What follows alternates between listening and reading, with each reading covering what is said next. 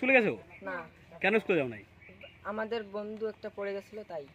তারপর থেকে এই সেতু দিয়ে যেতে সাহস পাও না? না। তাহলে এখন কি করবে? এখন আমাদের একটা ব্রিজ চাই। ব্রিজ হলে স্কুল যেতে সুবিধা হবে। হ্যাঁ। আমি প্রথমে জেলা পরিষদ সদস্য হিসেবে 2023 সালে যখন ভোট প্রচারে এসেছিলাম, তখন এলাকার লোকের একটাই দাবি ছিল যে আমরা অনেক দিন বাম আমলে 34 বছর দেখেছি, সবাই প্রতিশ্রুতি দিয়ে গেছে, তা আপনাকেও আজকে বলুন আপনি ভোটে জেতার পরে এই কাজটা করবেন। তা আমিও তখন সত্যি আমার খুব কষ্ট হয়ে গেছিলো, বাচ্চাগুলো আপনারা দেখলেনই এই যে নদীটা কীভাবে ওরা জীবনের ঝুঁকি নিয়ে যায়। তো তখন কথা দিয়েছিলাম যে আমি চেষ্টা করব এই ব্রিজটা করে দেওয়ার জন্যে।